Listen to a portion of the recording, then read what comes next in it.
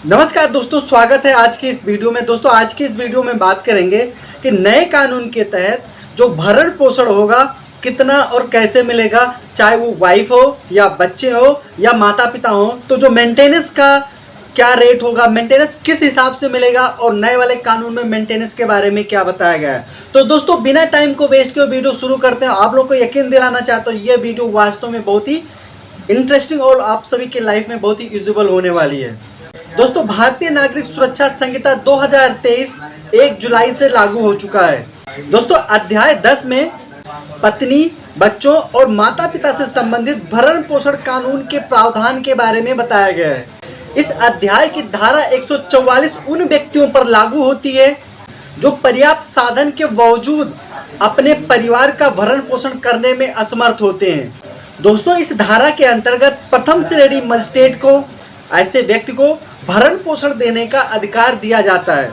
दोस्तों भारतीय नागरिक सुरक्षा संहिता की धारा 144 का उद्देश्य जो होता है उन व्यक्तियों के भरण पोषण की आवश्यकताओं को सुनिश्चित करना जो स्वयं का भरण पोषण करने में असमर्थ हैं।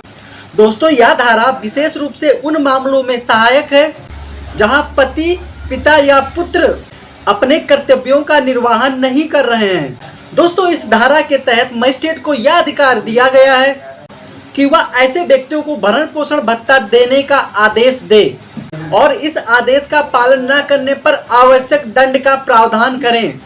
दोस्तों इस वीडियो में धारा 144 को बहुत ही सरल भाषा में आप सभी लोगों को बताया जाएगा, यानी कि व्याख्या किया जाएगा ताकि आप सभी लोग अच्छे से समझ सकें। दोस्तों कुछ कंडीशन है धारा 144 जहाँ पे लागू होता है उनके बारे में थोड़ा जान लेते हैं। यदि कोई पत्नी स्वयं का भरण पोषण करने में असमर्थ है, किसी महिला का वैध या अवैध बच्चा हो, चाहे वो विवाहित हो या अविवाहित हो, जो स्वयं का भरण पोषण करने में असमर्थ है, किसी महिला का वैध या अवैध बच्चा जो विवाहित नहीं है, जिसने पूर्ण रूप से नौजवान हो चुका यानी वयस्कता को प्राप्त कर लिया है और किसी शारीरिक या मानसिक विकलांगता या चोट के कारण स्वयं का भरण पोषण करने में असमर्थ है, उसके पिता या माता जो स्वयं का भरण पोषण करने में असमर्थ हैं। मजिस्ट्रेट फर्स्ट क्लास उस व्यक्ति को निर्देश दे सकते हैं कि वह उपरोक्त में से किसी एक धारा 144 की उपधारा 2 में जानेंगे भत्ता कब देना जरूरी होता है या कब दिया जाता है। मजिस्ट्रेट फर्स्ट क्लास द्वारा दिए गए आदेश के अनुसार भरण पोषण भत्ता उस आदेश की तारीख से या आवेदन की तारीख से, जैसा कि मजिस्ट्रेट ने अपने आदेश में लिखा है। दोस्तों धारा 144 की उपधारा 3 आदेश का पालन न करने पर क्या हो सकता है, यानी कि मजिस्ट्रेट द्वारा जब भरण पोषण करने का या देने का जब आदेश दिया जाता है, इसके बाद में भी अगर कोई व्यक्ति उस आदेश का पालन नहीं करता है तो क्या हो सकता है उसके साथ में। ये काफ़ी लोगों का सवाल होता है कि अगर भरण पोषण नहीं देंगे कोर्ट के आदेश के बावजूद तो क्या होगा। यदि कोई व्यक्ति मजिस्ट्रेट के द्वारा दिए गए भरण पोषण के आदेश का पालन नहीं करता है तो मजिस्ट्रेट उस व्यक्ति के खिलाफ वारंट जारी कर सकता है। इस वारंट के माध्यम से उस व्यक्ति की संपत्ति जब्त करके बकाया राशि की वसूली की जा सकती है।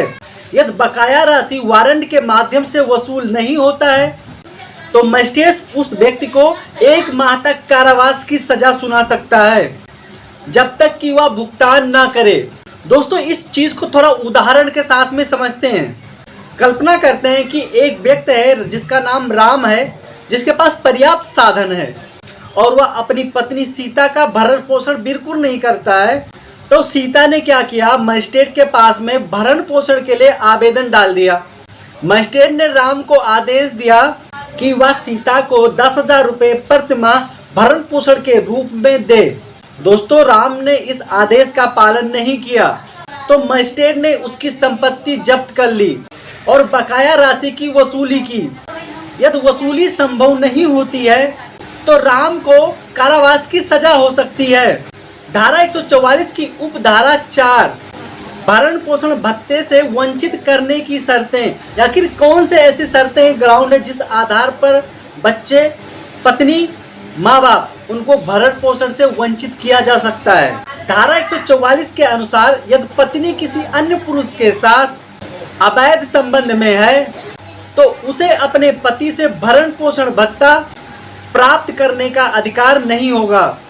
इसी तरह पत्नी यदि बिना किसी पर्याप्त कारण के अपने पति के साथ रहने से मना कर देती है तो वह भी भरण पोषण भत्ता प्राप्त नहीं कर सकती। यदि पति और पत्नी आपसी सहमति से अलग रह रहे हैं तो इस परिस्थिति में भी पत्नी भरण पोषण का जो भत्ते का अधिकार होता है उसकी हकदार नहीं होगी।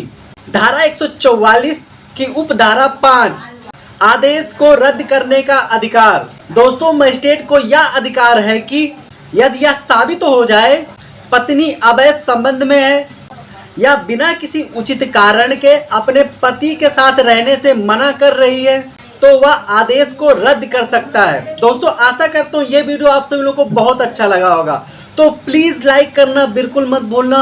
और ये वीडियो किसी और के काम आ सकता है, खासतौर पर कोई स्टूडेंट है या कॉमन मैन है, तो शेयर करना बिल्कुल मत भूलना। फिर मिलते हैं एक नई वीडियो में। बहुत बहुत धन्यवाद।